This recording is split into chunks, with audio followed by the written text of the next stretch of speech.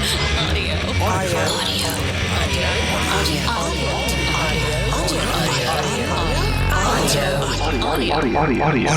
unleashed.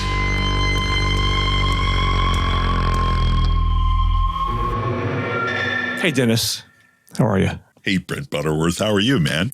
I'm happy because this is our first ever edition of the Audio Unleashed podcast. I have really missed this, man. I have too, because we had a podcast, as some people may know, that we did for Soundstage, and then I had to leave my position at Soundstage under a cloud, and it wasn't under a cloud. There was no cloud. Doug asks about you all the time. So. Anyway, for various career reasons, I had to do that. So I couldn't do the podcast anymore, but we're going to start up again and we're going to do, but this is different. This is why do we call this Audio Unleashed? Because we don't have leashes anymore.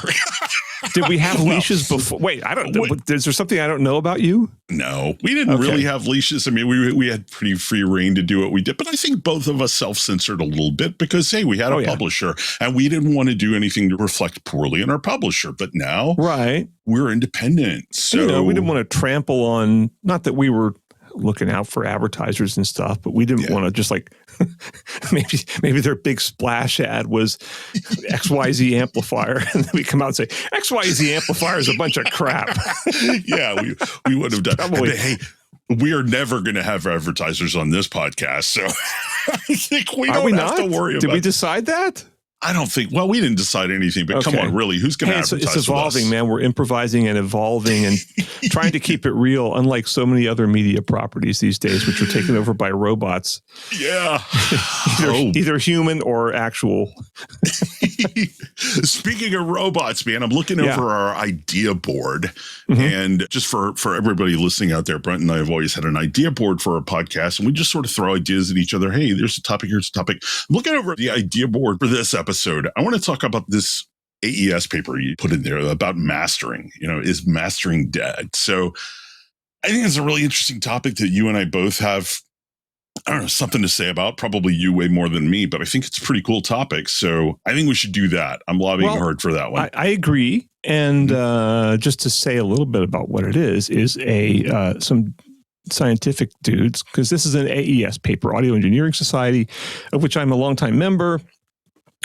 Mainly just so I can read the papers, because you get the papers for free. If you're not a member, they're like $35, and I read a lot of them, and I read the journal and things like that. And this is called a comparative study of music mastered by human engineers and automated services, and it's by Mitchell Elliott and An Song Hui Chon. Sorry if I mispronounced that, of Belmont University in Nashville, Tennessee, USA. And this, if I remember correctly, this came out in September and was largely ignored. But to me, this was, it was in the Journal of the Audio Engineering Society. And it was actually, 2022 September. And it was, well, I mean, I don't know how many people read the AES Journal, and a lot of it is impenetrable, frankly. But, I think it's pretty much you and Dr. Sean Olive reading it. Floyd Toole still reads it. Okay, yeah, valid. Anyway, the people who write for it read it. I don't know, but there's a lot of great stuff in there. But it is pretty heavy lifting, and so it's not like something a lot of consumers read, or even something that hardly any audio reviewers read it. Yeah. But this paper was, to me, really groundbreaking because it's comparing. They actually did a scientific survey or scientific study of comparing listener tests of automated mastering compared to human mastering, and the results may surprise you. Or they may not. Well, they may not. You can say that about any study, really. The results may surprise you. Yeah. I sound like I'm writing website copy now. Yeah, well, let's leave that to ChatGPT. Yeah. By the way, Brent, given that probably a lot of people listening to this don't know who we are, do we want to introduce ourselves really quick? I think we should. And I think I should introduce you and you should introduce me. Oh, okay. So that way, we're not like blowing our own horns. We're whatever. But so you are Dennis Berger.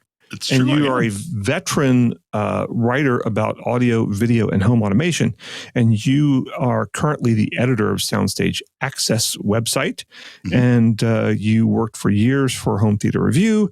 You work currently for Residential Tech Today, I think. Is that right? I haven't done anything for them for a while, but I mean, I guess I still technically could. I need to talk to Jeremy and see if he needs me to do anything. You're writing for all kinds of people, and you've, ever since I brought you into the freelance business, kind of brought you into it. About 20 years ago, more than 21 years ago, you have been an extremely prolific writer. Now you know. Oh, yeah. And you, Brent Butterworth, have been an audio writer since 1990, former editor of Soundstage Solo, former contributing technical editor for Sound and Vision, former editor of Home Theater. You've written a lot for Audio Express. I mean, I could go on for like 20 minutes here. Like, what am I forgetting? What am I leaving out? I worked for Dolby. That's true. You did work. That's how we met. That's where we met. And I washed out of there pretty fast, but I got about almost 2 years worth of paychecks out of them. Hey, I'm glad you did the gig. Were big because paychecks too. If you hadn't done that, I wouldn't be here today. You'd be doing a podcast with somebody else, and I'd be jealous. Yeah. So let's move on. What else? We got a few topics here. Do you want to do these Wi-Fi headphones things? The Unity Wi-Fi headphones. It looks kind of cool, but let's put it on hold because that idea has been kicking around for about 3 or 4 years now. People building like basically Androids into headphones. Yeah. And I'm not sure if it's a novelty or something that's worthy of discussion on the Audio Unleashed podcast. Maybe we wait until they actually release them. Yeah, maybe we'll do it. We'll try them, and then we'll trash them. What do you want to do? Then, maybe we won't. Maybe it's from Head Unity. And if I recall correctly, they make some pretty good high-end headphones, so they might sound good. Okay. Yeah. We were also maybe going to talk about. I just showed you a couple days ago, I think, this review in Stereophile that just came out of the Master Sound 845 compact integrated amplifier. Oh, yeah. And now on the Stereophile website, you can go read it for free. And to me, this was one of the clearest examples of the problems of high-end audio reviewing. And I'm not faulting anybody involved with it because they all did their job and they all did what anybody else would do. It's more like this really shows you the limitations of the utility of high-end audio reviewing. And I have to admit, I didn't read the whole review, but I did read Atkinson's measurements right up. His measurements and his commentary on the measurements. And I have to say, boy, he knocked it out of the park with that. That's probably some of the best writing Atkinson's ever done. So, well, I'll just put it to you this way. Before we go into the details, I'll just say after I read the review by Kim McAuliffe, who's one of the best jazz writers alive and also very experienced, audio writer. After I read the review, I was kind of like, maybe I should buy this amp. And then I saw the price and I saw the specifications for it. Yeah. Do you want to talk about this now? There's no reason we can't. Let's don't have start rules, off with this. Man. Okay, we don't have any rules. We're unleashed. No rules. Absolutely. Yeah. Like, what is that stupid restaurant? Outback. No rules, only right. But we're no rules, only, I don't know. I don't know if we're right. Are we going to have shrimp on the barbie? No, for God's sake. The only time I went in an Outback was in Korea. What? But anyway. No, you can't just breeze past that. What? You got to go back to that. Why in the world would you go to an Outback in Korea? I was on an LG junket, and when you're on a junket, you don't exactly get to decide where you go. Oh, that's true. I think after a few days of eating Korean food, a lot of the writers were ready for a break from Korean food. So either the LG people or the writers all kind of said, hey, can we go get something kind of American-ish? And they have Outback there, and that's where we went. Wow. Couldn't find a KFC, huh? Which is an American restaurant, not an Australian restaurant. Yeah. But I don't remember. I haven't been to Korea now for like 12 years, so I can't remember what it's like. But I enjoyed it when I was there, and the food was awesome. But anyway, so we were talking about the Master Sound 845 compact integrated amplifier review in Stereophile, available now on stereophile.com.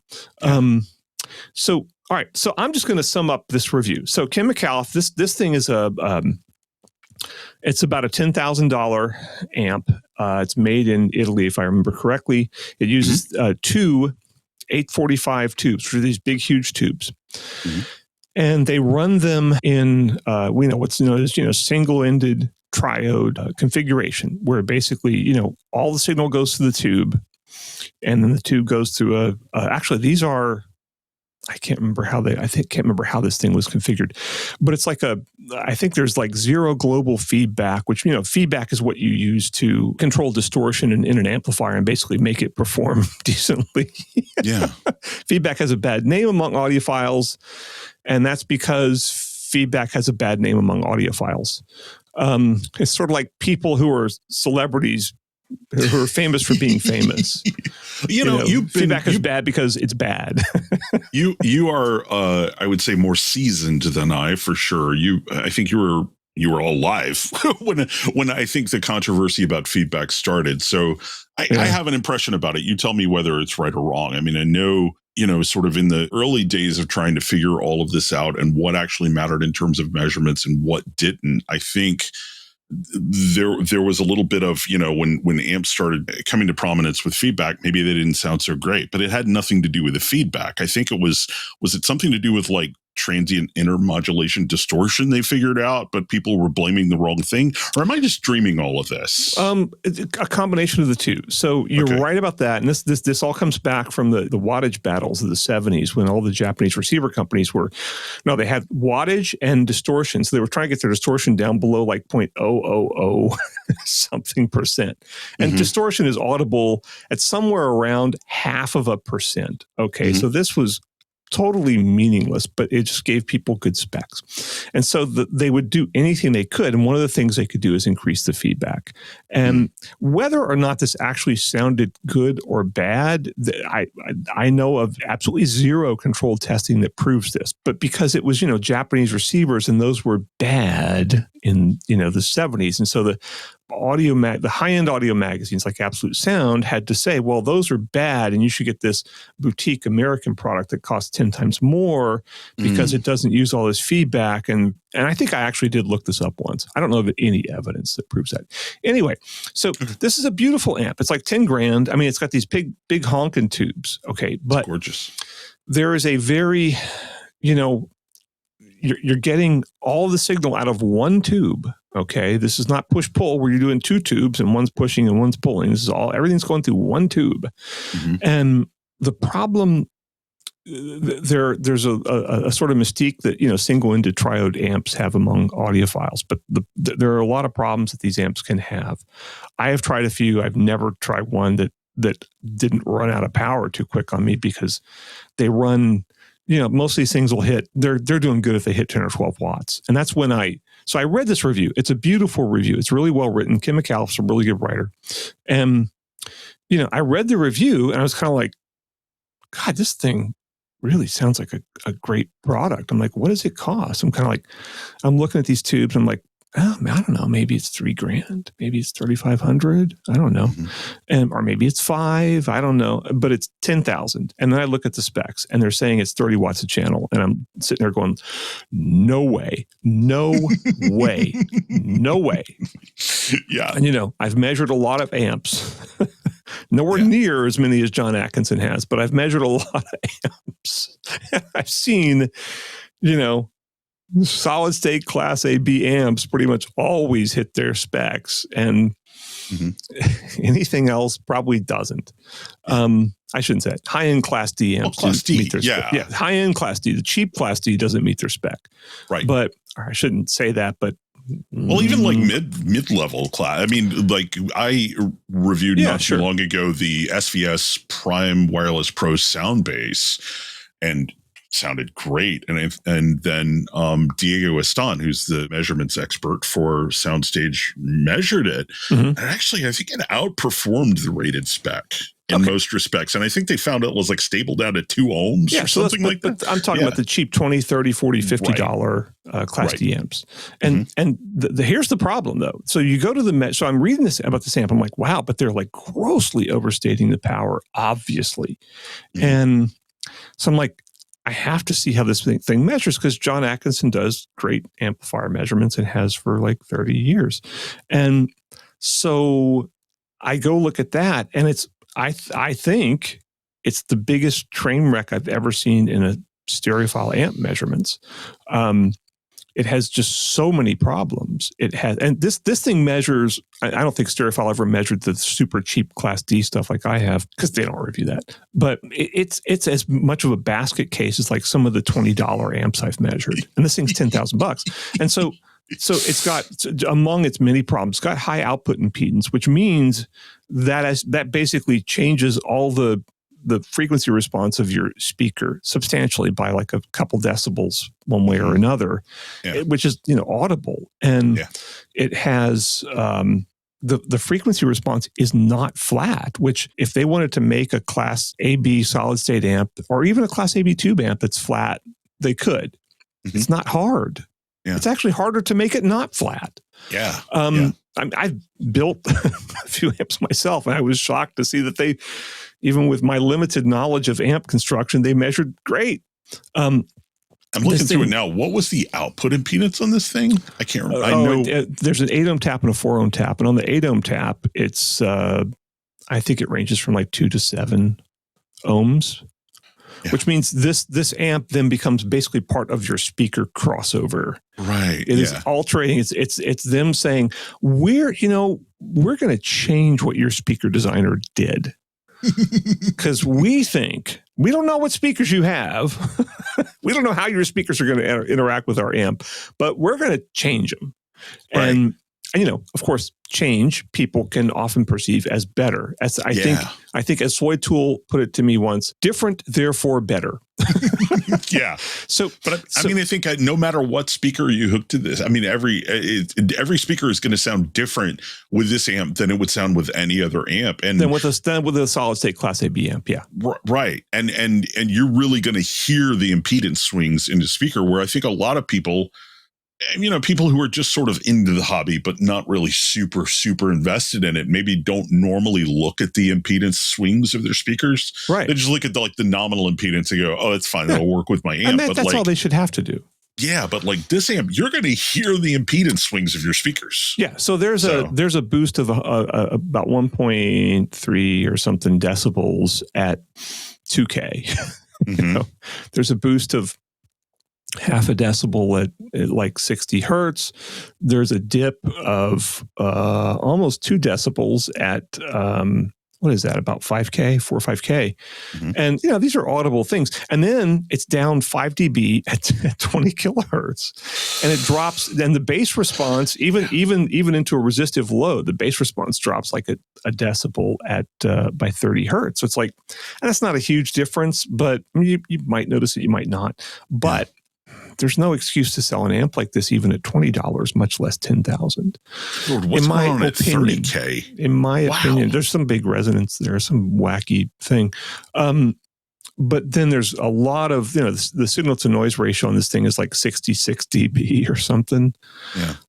And then he and John Atkinson actually took the trouble. The tubes themselves were making so much noise during the measurements that he took the trouble to record it and post it on the website.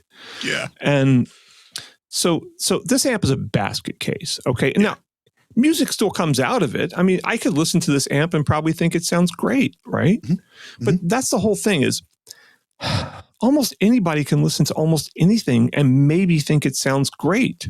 Yeah. That's what you learn. So I've done like 1 million panel tests since I was at Video Magazine in the early 90s, just because my mentor, Lance Braithwaite, was like, test it with multiple people. And it's like, okay. And it made sense to me. And once you start doing that, you start to realize that people's opinions of these things can be very different. Everybody likes a good flat speaker, I'll tell you that much.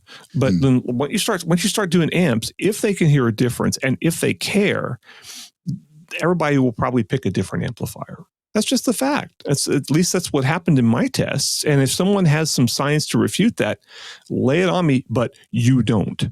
So I have actually said before in reviews or, editorials or something, I don't remember. I don't have to pay attention to what I say, but I have publicly stated in the past, if you look at a product and it has a really really chunky, gorgeous volume knob and really beautiful binding posts, you should be a little bit more skeptical about my subjective impressions, right? Those things are going to affect my relationship with this product, right? I am automatically going to have a more favorable impression of this thing if it's got a beautiful, inertial volume control and really, really nice binding post. I'm automatically going to like it better. So, and of course, they spent money on that instead of something else. But this thing puts out like 9.5 watts at 1% distortion. And at 0.5% distortion, which I think is, the stereophile does 1%. I like to do 0.5%. Whatever. But it's not a 30-watt amp, not by any stretch of the imagination. And it's noisy. It's got all kinds of problems.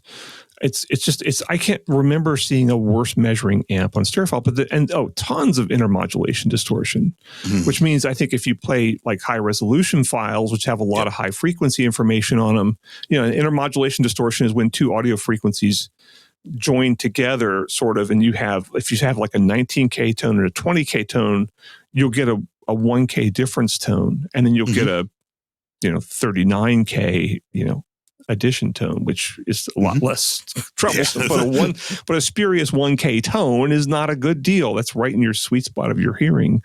I've often said, and maybe I'm wrong, like maybe you could refute me on this, but I've often said if I'm listening to an integrated amp or something like that, if I play a Redbook file and a high resolution file and they're the same master, like the exact same master, I know they're the same master. If they sound fundamentally different, there's something wrong with the amp or the preamp or something, right? And I think a lot of people in our field would hear the differences and go, well, the high resolution file has got higher resolution, so it must be better. I think a lot of times, therefore better. Amps like this probably contribute to the mystique of high res, right? Probably. And I think I've said before, like when I'm working on audio, I work at like 9624, but there is just, when I'm done with it, I high pass filter it and put it out at, 116, and you just can't hear the difference, right? No. But it makes a difference when you're actually working in the audio. Sure.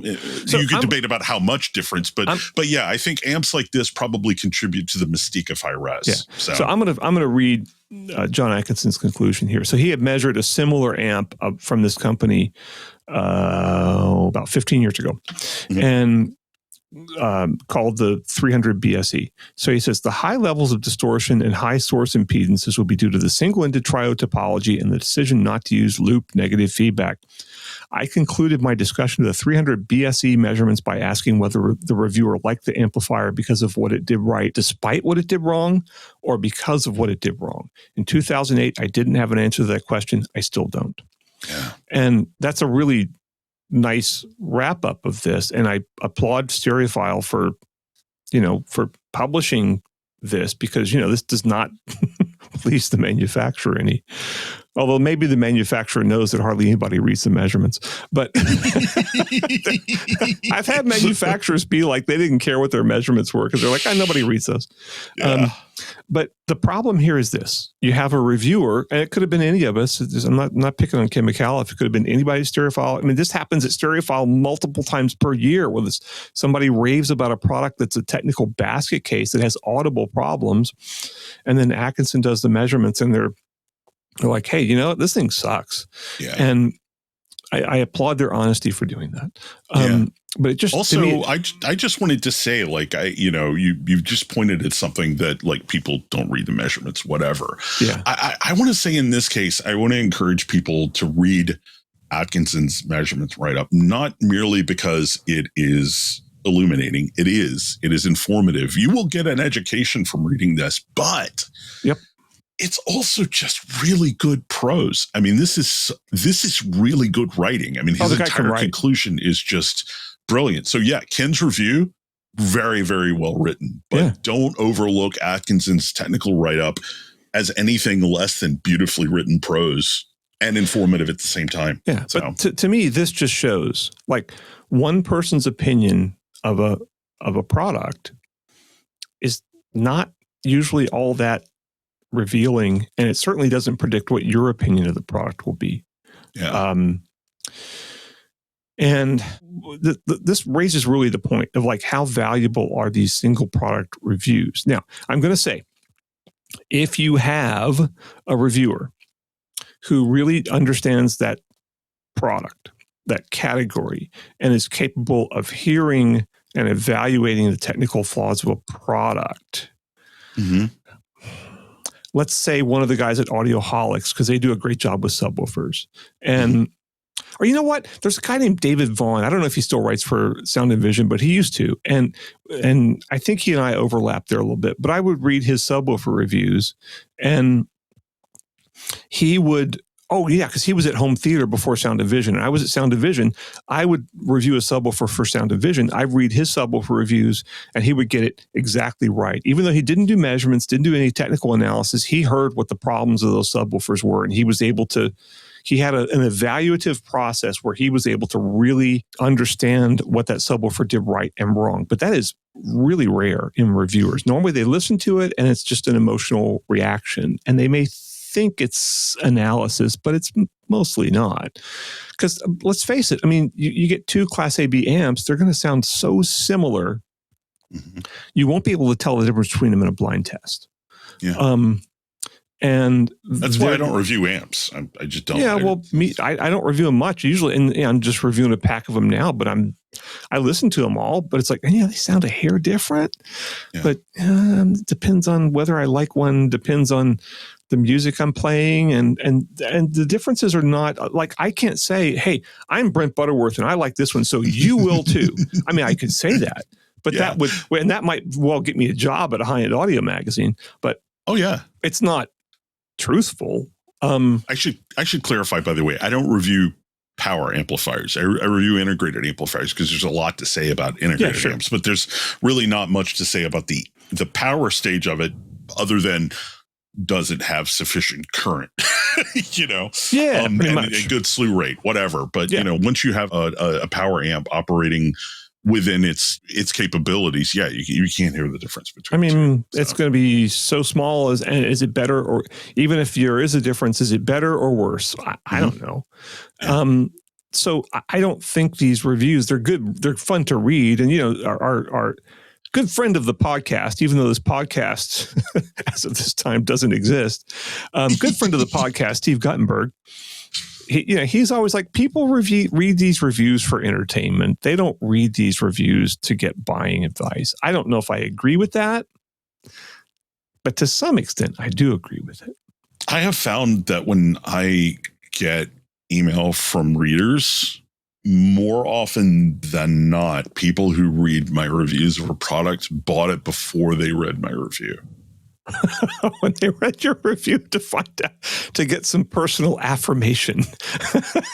I guess, or maybe to determine whether or not they think I'm an idiot. I don't know, but yeah, I would say more often than not, people already have bought it and then they go read the review of it. So I don't think I've ever done that in my life, because I probably don't want to read it. Yeah. Anyway, I think, did we discuss whether or not we're going to talk about the latest MQA developments, foibles, etc.? I don't think so. That's in the idea board, and I think we both have a lot to say about it. We do. Do you want to take a break? Yeah, let's take a break, because I need to go powder my nose. Okay. And then we'll either do the mastering thing or the MQA thing. Or both. How about both? Let's do both. Well, I'm just saying we'll do one or the other first. Cool. Okay. See you in a minute. Right, bye.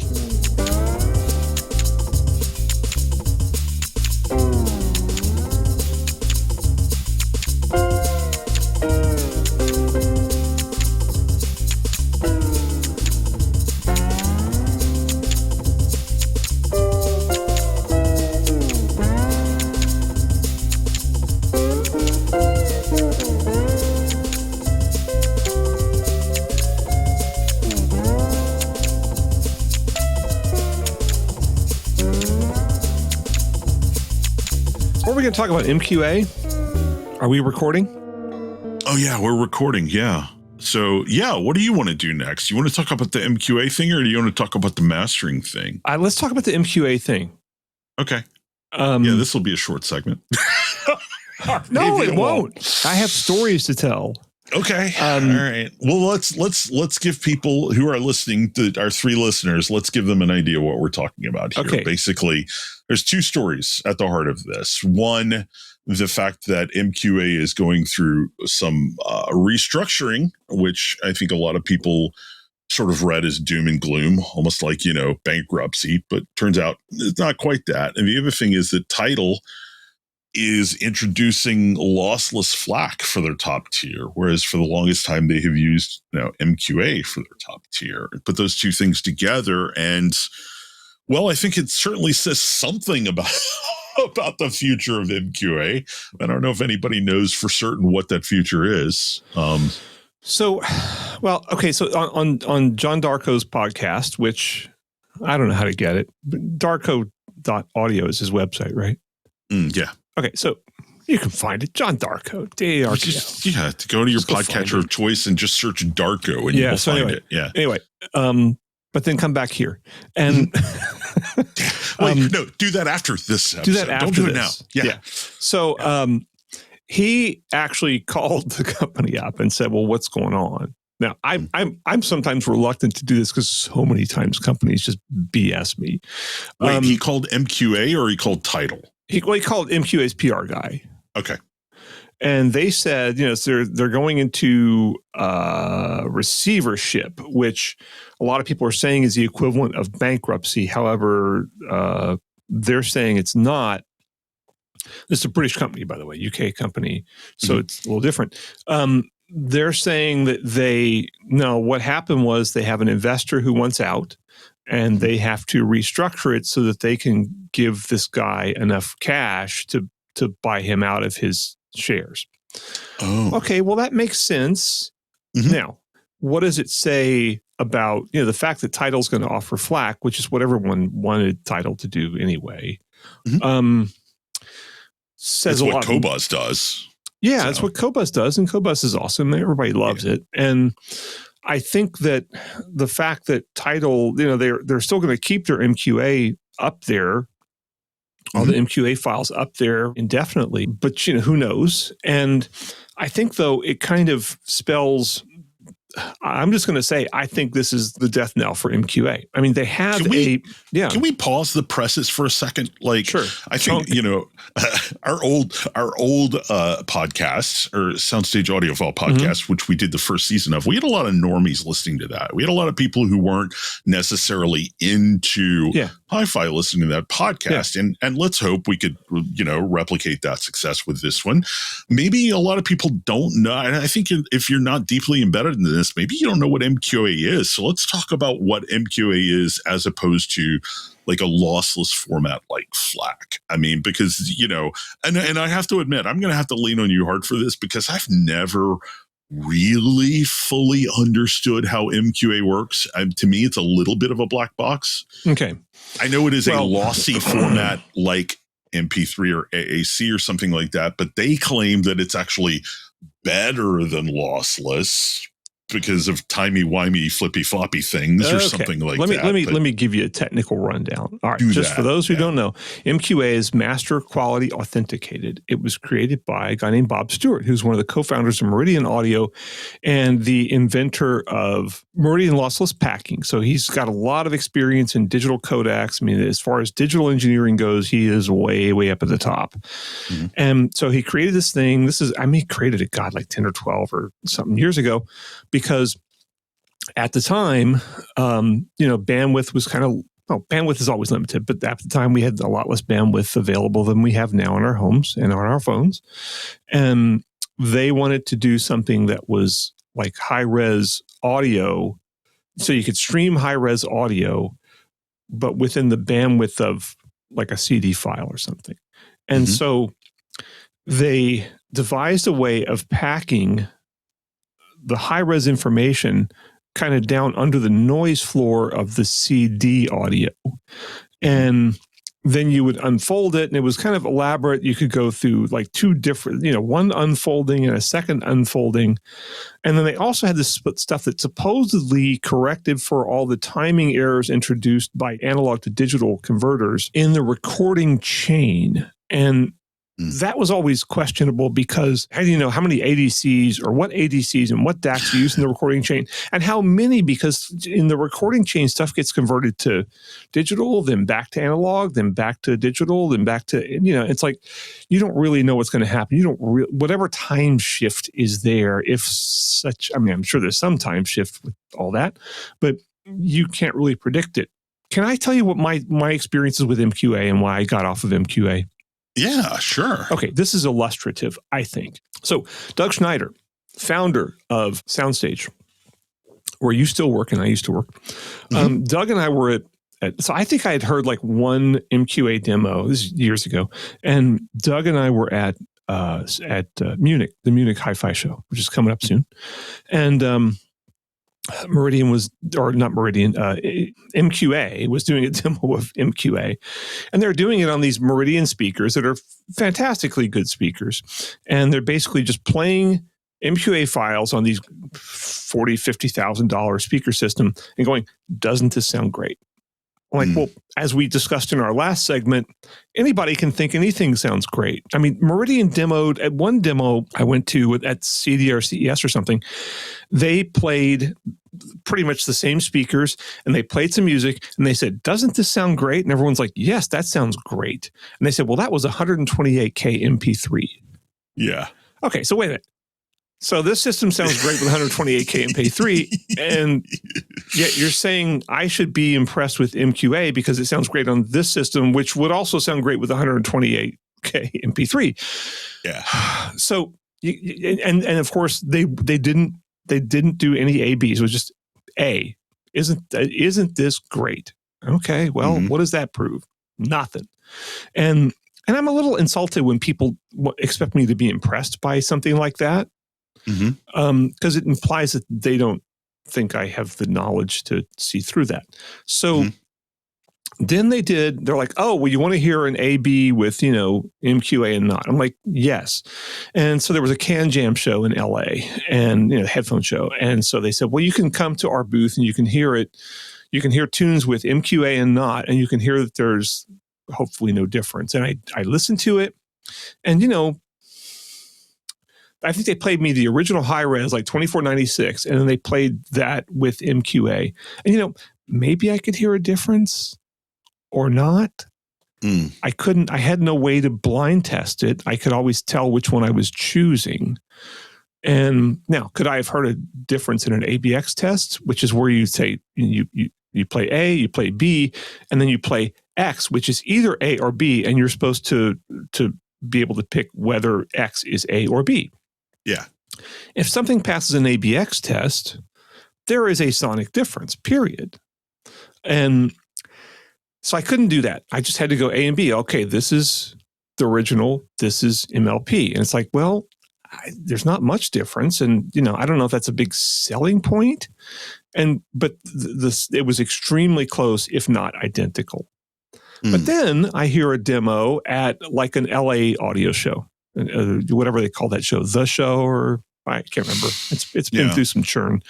Anyway, they have Peter McGrath, who works for Wilson Audio, who's also done a lot of classical recordings with, like a minimalist, stereo miking and stuff like that. And his recordings sound nice, And so they played some of his recordings with like a big Wilson Audio system. Again, big, super expensive system.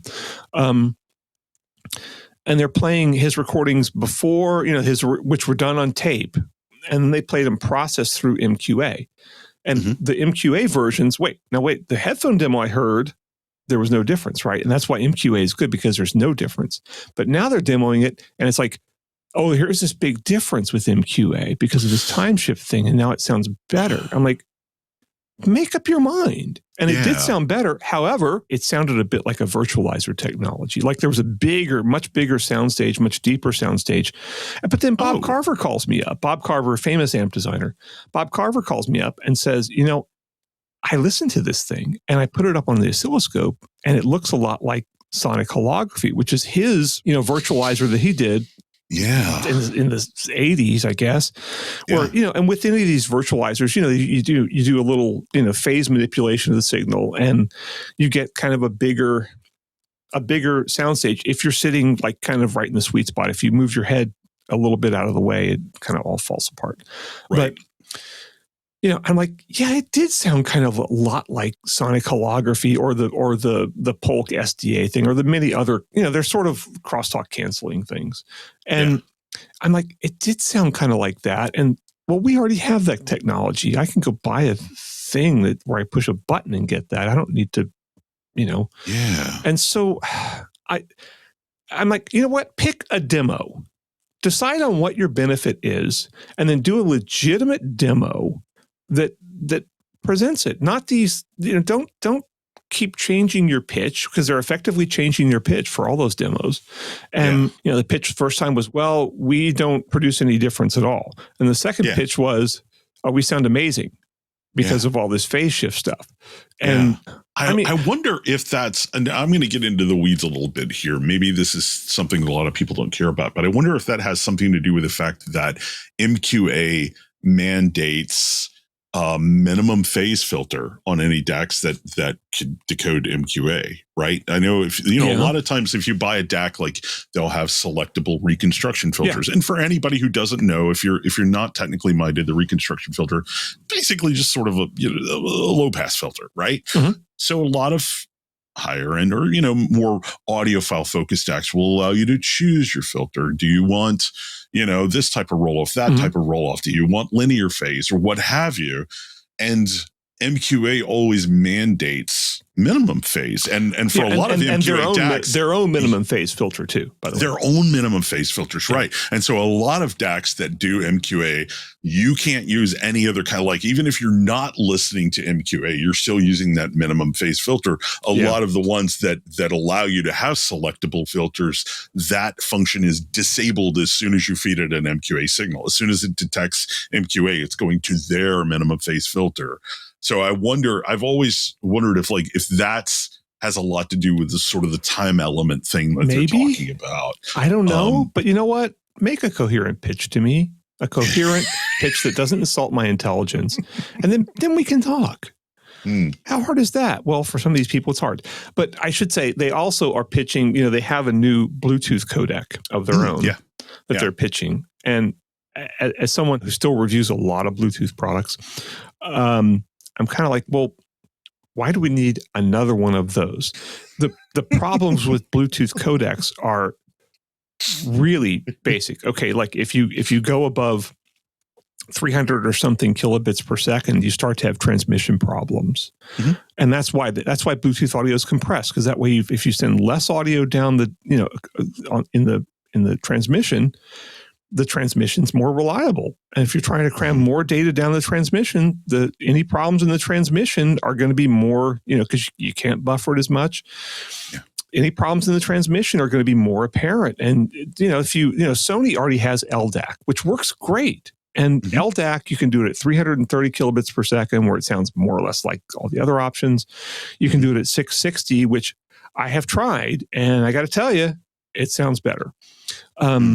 Interesting. And it is reasonably solid, just like aptX HD also sounds better than generic Bluetooth. It's not a dramatic difference. It's not a difference that excites me, but it's better. But let me ask you this: I was going to say you can also do LDAC at 990, except I've never gotten that to work for more than a few seconds because the transmission's too unreliable and it starts to glitch. In which case, your phone has to be so close to your headphones or whatever. Why don't you just run a cable? Yeah. So what were you going to say? Let me ask you this, and that, I'm glad you said the thing about why don't you just run a cable, because like if I'm listening at home through headphones, 9 times out of 10, I'm going to be plugging some open back cans into a headphone amp, right? Yeah. There's going to be a big old chunky wire running from the amp to my head, right?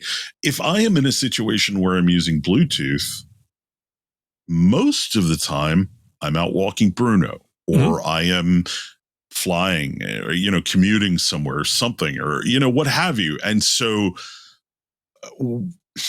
in my experience, right, the minute differences between these codecs are completely and utterly eaten by ambient noise. Even with like active noise cancellation, there's still enough noise in the environment that I am never in a million years going to hear the difference between these codecs, like LDAC at 330 versus 660 or whatever. I just, yes, if I'm sitting quietly in my room listening to my, headphones, yes, sure, I could hear it if I'm playing really loud. But I'm not going to use Bluetooth there just because I'm going to use my Odyssey cans or my Hi-Fi Man cans or something like that. So I've often thought that this whole quest to introduce, increasingly higher fidelity Bluetooth codecs is sort of a solution in search of a problem, because exactly where it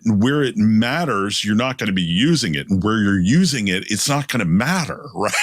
So why are we so obsessed with this? I don't know. So I don't think. Look, sorry, MQA. I don't see it as viable, and frankly, it just makes me mad that some audio writers embrace this so.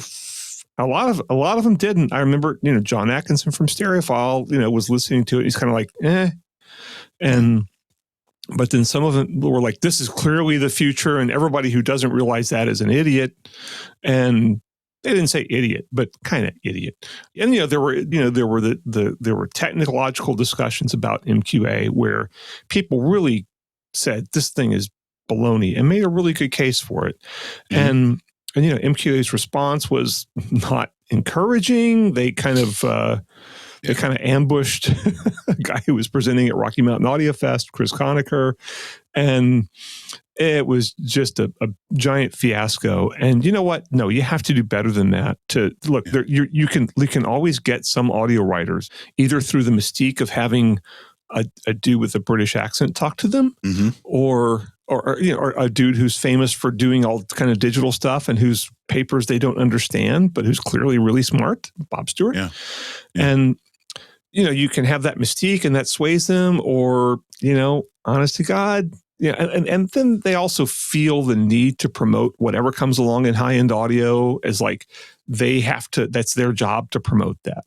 And it may, I don't think in MQA's case, but sometimes it's, obviously accompanied by advertising, because we're unleashed. We can say that now.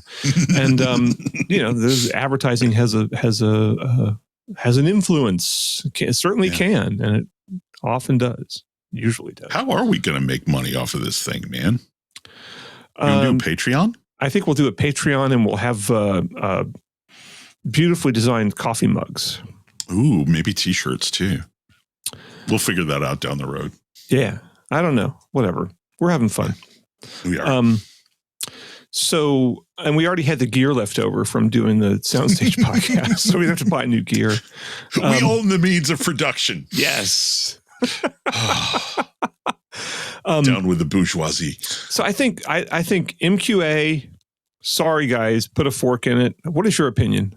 I don't care. I've never cared about MQA. The only time I've been forced to care about MQA was when I was reviewing a DAC that had MQA capabilities. I've just never understood why it existed. I can understand why they started developing it. But by the time they released it, it was already sort of it was a problem. It was a solution in search of a problem. Right. I mean, they got onto Tidal. Qobuz launched with FLAC not long after Tidal launched with MQA. It's like, well, Qobuz has this thing that, and MQA is still lossy. It's still not the original signal. It's like, well, I can get FLAC off Qobuz, and I personally like Qobuz's interface a lot. So, ooh, I don't. It's the one thing I don't like about Qobuz. I like it better than Tidal's interface, but I think they're all worse than Spotify's interface. I really think Spotify is the best interface, but But it depends on what you care about. For me, I care about music discovery. I care about hearing things that I'm going to like that I've never heard before, and I think Spotify does that better than anybody but YouTube. So, I think Spotify does a great job of pushing stuff on me that is a really obvious choice that I don't want to. In other words, I'll listen to stuff within a genre of the good bands within the genre, and they'll push on me the bad bands within that genre. See, that's how I feel about Qobuz, right? I feel like Qobuz is just sort of regurgitating what they already know is a safe pick, whereas I feel a lot of times Spotify throws some like out of the way stuff at me. It's like, oh, what is that? It's so funny. You and I had completely different experiences with these things. Well, it's algorithms, man. These algorithms are, we were talking before about how like it's like that amplifier became sort of part of your speaker. I think, algorithms in and of themselves don't really do much. It's the combination of the algorithm plus the user. Right. And I think different sorts of algorithms are going to work better for different users. I don't know. Well, all I know is if I'm listening to Aerosmith, Toys in the Attic, a truly fantastic album. Yes. Don't push, and then when that runs out and, you just finished the awesomeness of You See Me Crying, the beautiful tune that ends that album. And then somebody throws Foghat at you. I'm sorry. No, what's worse than that is like Qobuz will go from Toys in the Attic to Janie's Got a Gun, right? Which is even worse than going to Foghat, right? So that's horrible. That's almost as bad as going from early REM to later period REM. Yes. So it's interesting, though. It's interesting the different experiences we have. So you and I should have our own. This is how we'll make money. We'll have the Audio Unleashed streaming service, and you and I will be the algorithm. Oh, boy. That's going to be a good way to lose money. Well, no one else has made money on it yet. So, well, that's true. I think we would have a better time starting a food delivery service. Yeah, all of those things are losing money. Yeah. All right, let's move on from MQA, and then maybe this will be the last time we ever discuss it. Okay. That'd be fine with me. I need to go get a drink of water. You want to take a break? Take a break. We'll be back. Hey, you're gonna write some music for us to listen to while we're on break. Yeah. Not while we're on break, but like, in the weird time thing. I've already written 3 spectacularly good pieces that took me a grand total of maybe 3 hours to do. Let's listen to one of those. Okay, here it is. Bam. Bam.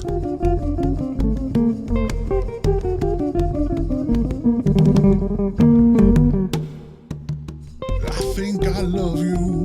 Why am I so afraid? That was Partridge Family. Yeah, that's what I was Partridge saying. Family didn't write any of their music. I was thinking of Monkees. Partridge Family didn't write any of their own music. Right. To my knowledge. I mean, no, they David Cassidy could have conceivably written a tune or something. But that was after the Partridge Family era. But yeah.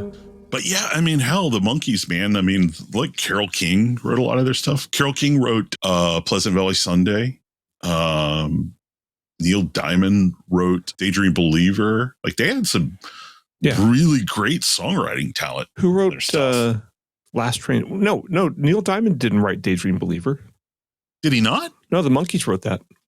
Oh, okay. He wrote, what's that other great song they had? He didn't write, it wasn't Last Train to Clarksville. It was I'm a Believer. Oh, right. And hell, now that I think about it, that sounds way more like Neil Diamond. Yeah. Anyway, all right, let's get rolling. Okay. Let's talk about mastering. What the heck is mastering?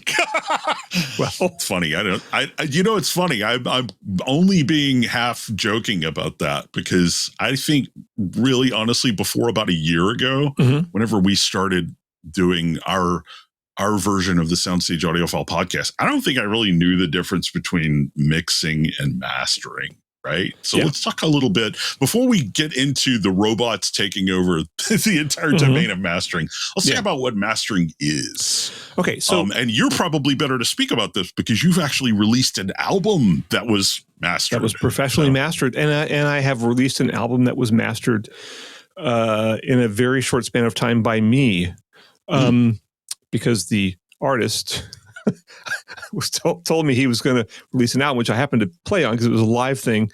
And I said, are you having it mastered? And he said, what is that? Wow. And so what did you tell him? What was your answer? I said, bring it by my house tomorrow, because he was like going to get ready to send it off. And he did. And I was able to take these really bad live recordings and make them sound a little bit better, actually substantially better. So what you do in mastering is you have in most cases, you're going to have a multi-track mix. So you have all these different tracks of drums and bass and keyboards and vocals and things like that. And somebody mixes all that together into a 2-track stereo mix. Usually could also be 5.1, could be, whatever, Atmos. But it's going to be in some format. So then you will then send it to a mastering engineer, and the mastering engineer takes the almost finished recording from the mixing engineer. And they're like they're a lot of things. They're a second set of ears. They will tend to do things like, well, first of all, they'll do EQ. They'll do a little bit of equalization to kind of, if something's sticking out too much, if the mix is too trebly or too something. And let's face it, mixing engineers have a lot to deal with. They have a bunch of different instruments they have to work with. They might have, these days, you might have 50 tracks you might have 60 tracks, 70 tracks. They have a lot to deal with. So having a second set of ears on it at the end is really helpful. So the mastering engineer will probably add some more compression. They will probably EQ it some. They can occasionally do things like adding some reverb or subtracting some reverb. But by and large, what they do is they do EQ and compression. And these days, especially, in a world where everything is expected to be a certain LUFS value, which is loudness units full scale. And all that, since everything's on streaming services or whatever now, you're expected to have your stuff at a certain loudness units full scale. In this case, I think we do -16, I think, which is what Apple suggests. Right. We do -16 LUFS with a -2 dB brick wall filter. Okay. That's basically, we conform to the most stringent standards, which is Apple's. Yeah. So what that means is that the average level of our signal is going to be, on this podcast, is going to be at -16 dB relative to the loudest peak signal that the digital audio system can reproduce. So, and nowadays, mastering people are really into that. And when you do that, you also, mastering people have always done things like sort of match the level of the tracks so that one track on an album doesn't seem too much louder than another. They determine, the only time I've had mastering done, the guy, Alan Tucker, who's a really well-known jazz mastering engineer, who's also done like Aerosmith in Boston and stuff. But he's done more than 3,000 projects. And he said, he was kind enough to talk to me on the phone. And he said, "Did you cut the heads and tails off the tunes?" And I said, "Yeah," meaning, anytime you record a tune, you're going to have some silence in front, some silence at the end probably. And he said, "Okay, that's your first amateur mistake. Don't do that. Let me do that." Okay. Because he said, you need to have the tunes properly spaced between each other. In other words, if you're coming off of a real high energy tune that has like a really abrupt ending, right? And then all of a sudden you go down to he's like, you got to space that out more. You got to give people's ears times to recover and things like that. I'm like, oh, great. And he's like, if you want to fade, let me do the fade. I'll do the board fade. You don't do it. And so there's a whole lot to mastering. It's basically a second set of ears that makes the whole thing sound like a professional production. And these days, like a production that will play properly on Spotify and all the various streaming services. Okay. So, why are we talking about mastering? We are talking about mastering because of this paper you sent me, the AES paper that was objectively comparing music mastered by human engineers and music mastered by AI. And so they were sort of comparing the results, and they had their sort of subjective methodology. They had their objective methodology, and they just wanted to find out, because the premise that they were starting with, the premise that they were looking to either confirm or perhaps undermine, was this notion that these AI mastering services can never do what a human does, right? They can never do as good a job as a human. And they were like, okay, well, that's a hypothesis, but how do we find out whether or not that's true rather than just, going by conventional wisdom? So they did. They did a reasonably extensive study. They admit the limitations of their study. They basically, I think they had 2 songs, one of them jazz, one of them rock and roll. And they gave them to human mastering engineers, and they gave them to AI services, and then they let people listen to them. And it was this sort of a twofold thing. A, can you tell the difference? And B, which do you prefer?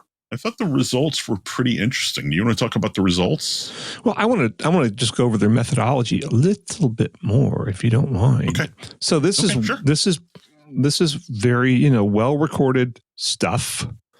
And one of these things was recorded at Ocean Way, which is one of the most famous studios in Los Angeles. The tracks were submitted to various online services because that's how you do it. You probably send the tracks to somebody and they master them and send them back to you. It's not like you are probably going to go into the studio. You could if you're Beyonce or something. Then you could maybe do that. And I was telling another friend of the podcast, Terry Landry, who doesn't realize he's a friend of the podcast yet, but he will be. Have we not told him we're doing a podcast yet? I can't remember.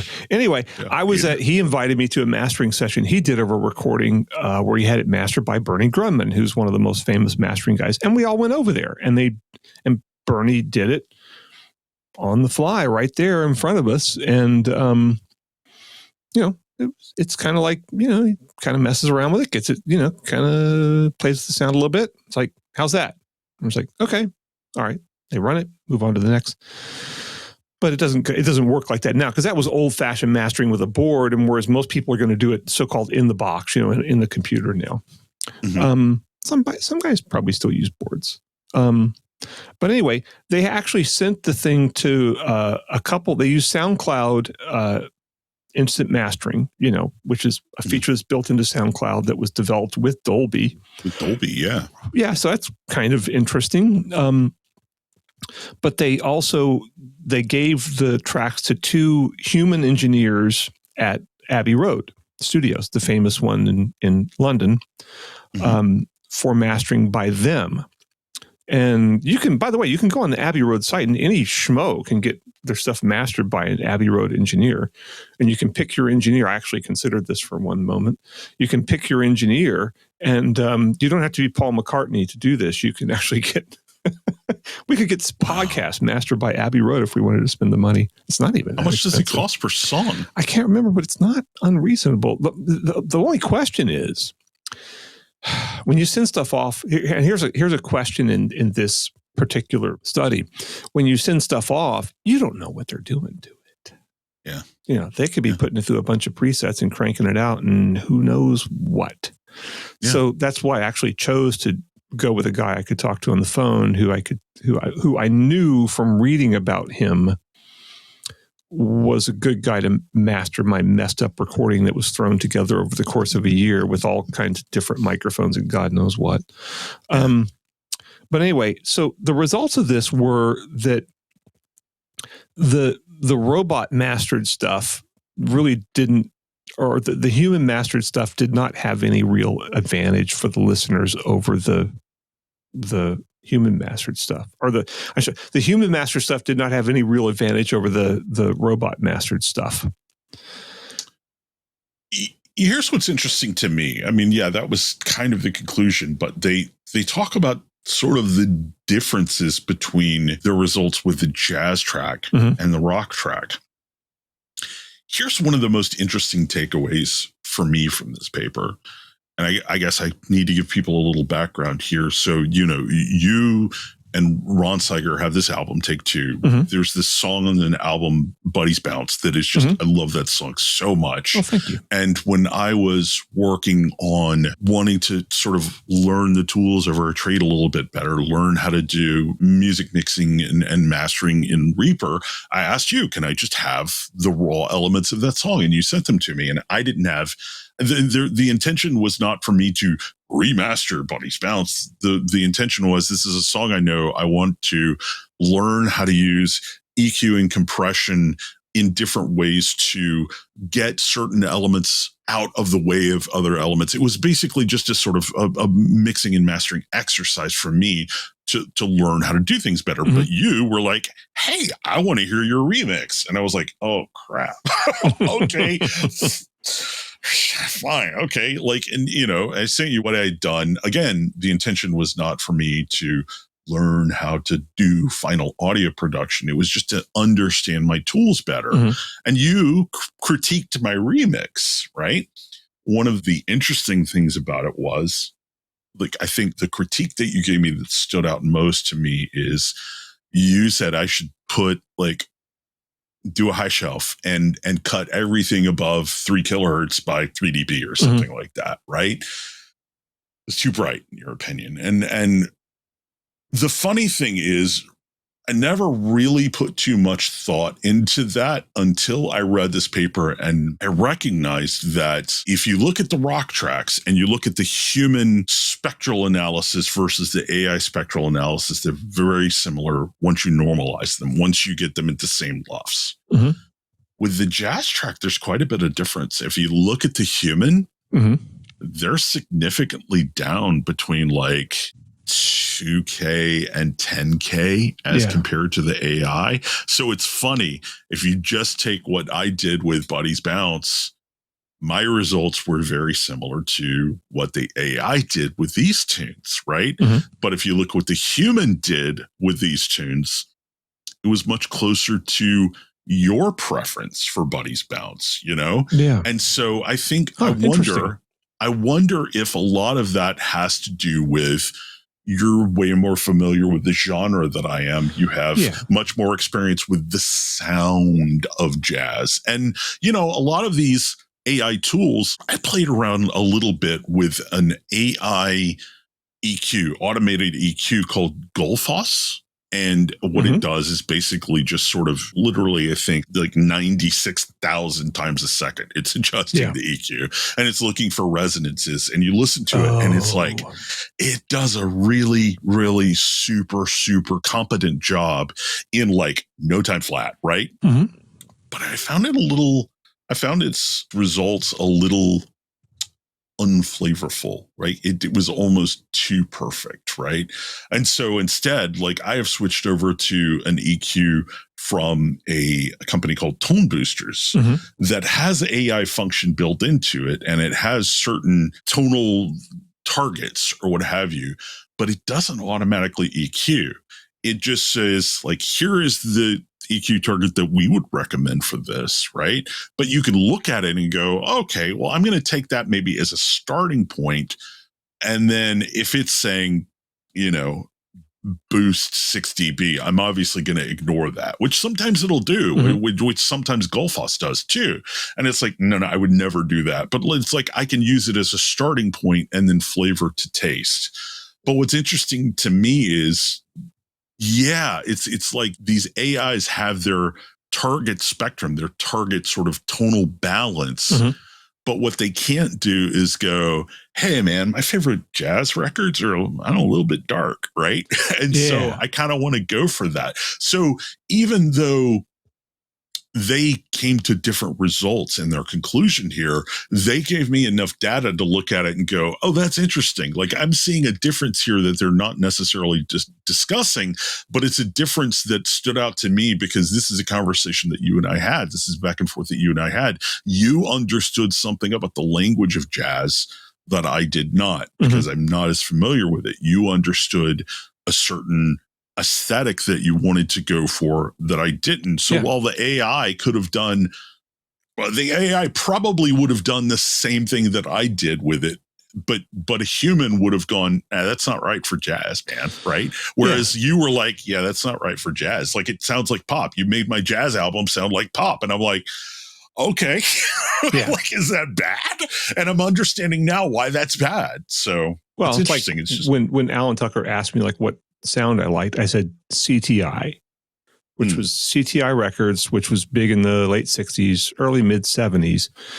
And, Stanley Turrentine, George Benson, who else was on there? Ron Carter was on like most of the CTI records. Stanley Turrentine. I said Stanley Turrentine, Freddie Hubbard. There were just fantastic records. And they were, they had a little bit of a soul jazz bent a lot of times. And they had a little bit of a commercial bent, but it was still great. And Rudy Van Gelder did, I think, most of them. And they just sound, that's the jazz I grew up with. And that's what there was in the 70s. And that's what I grew up with, and that's what I love. And I can tell anybody in jazz that the CTI, and they'll know exactly what sound I'm talking about. Right. So what's the takeaway for audiophiles here? I mean, I have a takeaway. I don't know if there's this. I don't know if I have a takeaway for audiophiles, but I guess the takeaway that I have in general is the sort of takeaway I have for AI across the board. It does a very competent job, and it's good enough for most people, right? Yeah. But you and I, a few months back, when ChatGPT really started to get good, which I think was around iteration 4, you and I, giving a little background information here, you and I got ChatGPT to write a press release for a product that we had gotten a press release, looked at it and went, that is crap. Like, let's see what ChatGPT can do. And ChatGPT wrote a better press release than the actual press release we got. Yeah. So then you were like, well, I'm probably never going to write another press release then now. Why would anybody hire me to write a press release when this thing could spit out like something like this? And I was like, yeah, but there's no flavor to it. There's no personality. There's no spark. And your response to that was perfect. You were like, yeah, nobody wants that in a press release. They just want competent, get the job done, whatever. Here's the information. Here's a quote. Bam, I'm out. And I'm like, dang, you're right. But I think there's some of that reflected in this paper. The AI does a job that is probably going to be perfectly satisfactory to most people. Yeah, I agree. Well, my takeaway is this. I one thing that bothers me, I hear some audiophiles saying that a record is badly mastered. And I always wonder, like, how much do you really know about, mastering and what mastering actually is? And how did you decide, how did you decide that you're going to denigrate the mastering engineer's work and not the mixing engineer? And how much of this is a choice, and how much, and I listen to some of these records are, it's badly mastered. I'm like, God, it sounds great to me. What are you talking about? I'll give you an inverse of that. The new remix of the Beatles' Revolver, that Giles Martin did.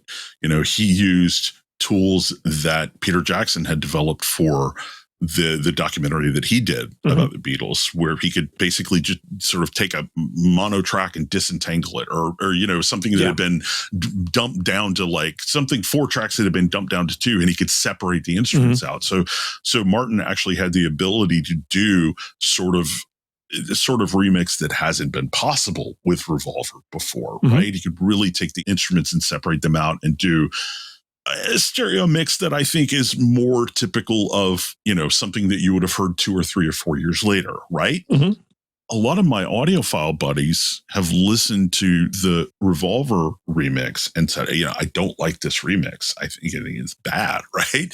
And some of them legitimately, I think it's just because this sounds different from what I grew up with. And I don't want to denigrate that. That is a completely valid perspective. It sounded one way when I was growing up. I want it to sound like that now. That's fine. But I actually think that a lot of people aren't responding to the remix. They're responding to the mastering of that remix. And I actually think that AI might have done a better job, because in my opinion, the problem with Revolver is not the mix at all. It's a little different, but hey, that's kind of cool. It makes you pay attention to different things. The problem with Revolver is there's such radical tonal inconsistency from track to track that I think AI would have set a target and basically EQ'd everything to that target, and it would have been better. Because if you listen to the new Revolver, like the songs all sound like they come from radically different albums. Like you listen to one and it's just like there's this screaming brightness at like 3 or 4 or 5K or something like that. And then you listen to like Yellow Submarine, and for whatever reason, it's like really forward from between like 500 and 600 hertz, right? I think, I'm not saying a human couldn't have done this, but I'm saying for whatever reason, the care was not taken in the mastering of that remix to make it sound like an album instead of just a collection of songs. So that's just like, I'm claiming that that's the opposite of what you're saying, but it's the same phenomenon. It's people not really understanding what the mix influences and what the master influences. So I sound like I'm disagreeing with you, but I'm not. I'm agreeing with you 100%. So I have to get going. So let's wrap this up. Our first ever episode of the Audio Unleashed podcast. I have missed this so much, man. Me too. Guess what? What? We finally again get to say the words, this has been a Butterburger production. It is Butterburger Productions. We own that. Yeah, man. So we want to talk about some other credits. We want to do that still. I kind of liked that before. Yeah, the music's going to be by me. Totally by you, or totally Dan by me this time. Okay. As we evolve, maybe I just banged out some stuff really quick because I wanted us to have some fresh music. Yeah. Engineering by me, I suppose you could say. Yeah, you're going to have to do this one. Okay. And am I doing the editing and mixing and mastering and all that too? You're going to do the whole schmear. Yeah. I'll do it, baby. I'll do it. I'm just so happy to work with you again. I'll listen to it. Yeah. Well, maybe. Thank you. Wow. How magnanimous. So, yeah. Security by Bruno and Missy. Missy's still asleep. It's almost 11 o'clock in the morning and Missy's still asleep. But Missy's... she's in her robe and slipper still. Yeah, but Missy has her quinceañera next month. So... her 15th birthday. Baby. Yeah. So she can sleep all she doesn't wants. Look a day over 11. Yeah. She walks. I mean, I was walking her yesterday and someone actually like cheered like, oh, he's doing so good. Because they always think it's a boy dog. And there was like, oh, he's doing so good. Like, thanks. Yeah. All right, man. Well, you want to do this again in about 2 weeks or so? Let's do it again in 2 weeks. We'll have plenty more to talk about. There's plenty that we didn't talk about. And I just got a new press release literally while we're doing this that looks, I don't know, interesting. So put it in the idea board, man. I'll put it in the idea board and we can talk about it. Because Munich show's coming up very soon. There's going to be a lot of new stuff at Munich, although we will not be at Munich. No. Sadly. No. But because we have jobs. Still can't fly. Well, I can't fly yet. Well, I got a job, so. Yeah. Anyway, but someday maybe we'll go to Munich again. Yeah. Well, everybody, thanks for joining us. Thanks, everybody. We'll see you in a few weeks. Okay. Bye. Bye.